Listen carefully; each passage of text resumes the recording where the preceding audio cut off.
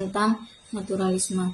Jadi naturalisme itu cara pandang atau yang bisa dibilang baik atau buruknya suatu tindakan yang dapat dilihat dari alamiah manusia itu sendiri. Jadi ukuran moral bukan hanya sekedar aturan atau hukum yang dibuat, tetapi juga sesuai dengan apa yang kebutuhan dasar manusia. Contoh di administrasi publik, puskesmas harus layani semua orang, termasuk yang miskin.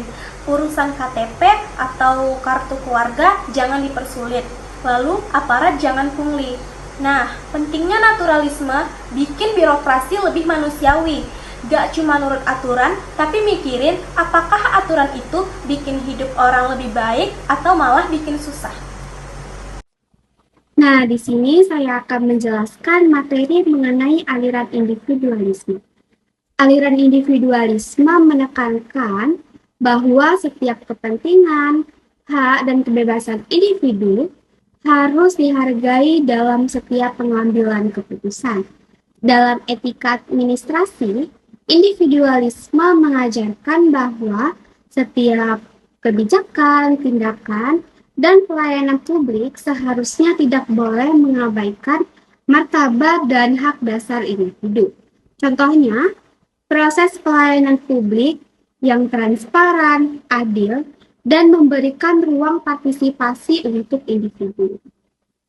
Individualisme dalam konteks administrasi publik adalah kecenderungan birokrat, pejabat, atau aktor publik yang lebih mementingkan kepentingan pribadi atau kelompok kecil dibanding masyarakat luas. Hal ini bertentangan dengan prinsip administrasi publik yang lebih menekankan pelayanan untuk kepentingan publik. Di sini saya akan memaparkan sedikit tentang apa itu hedonisme.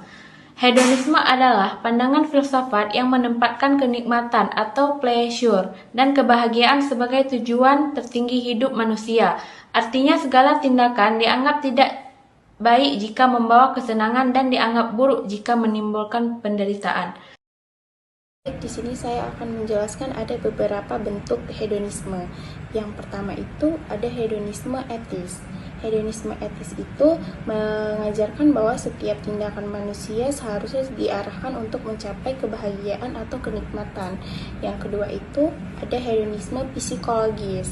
Ya, beranggapan bahwa pada dasarnya manusia bertindak karena dorongan untuk mencari kesenangan dan menghindari penderitaan. Di sini saya ingin memberikan contoh dari hedonisme, yaitu seorang pekerja muda setiap akhir pekan selalu menghabiskan gajinya untuk pergi ke kafe mahal, berbelanja barang bermerek, dan liburan ke tempat mewah, tanpa memikirkan tabungan atau masa depan baginya. Yang terpenting adalah menikmati hidup dan merasakan kesenangan saat ini. Assalamualaikum warahmatullahi wabarakatuh.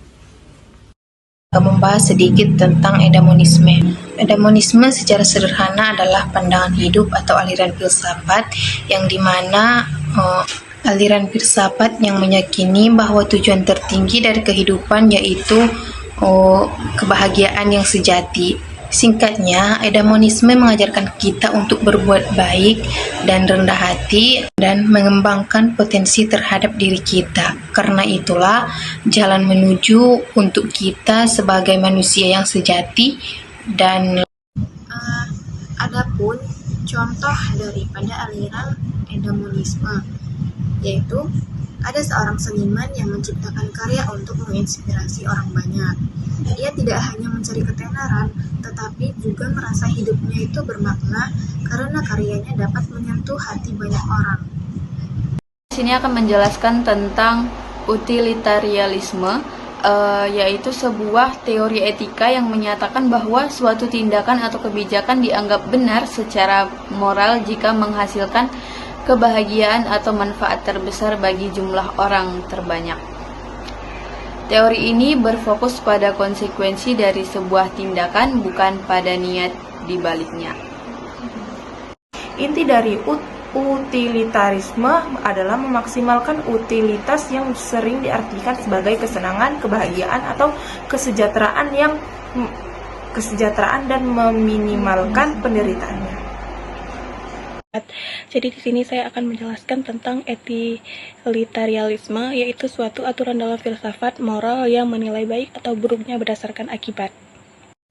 Nah, idealisme ini adalah suatu aliran ataupun pandangan filsafat yang menganggap bahwa fisik, terus juga pemikiran dan jiwa itu lebih utama dibandingkan dengan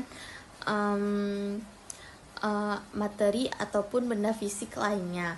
Nah, orang yang paham dengan idealisme, mereka bakal Baik, di sini saya akan menjelaskan tentang idealisme.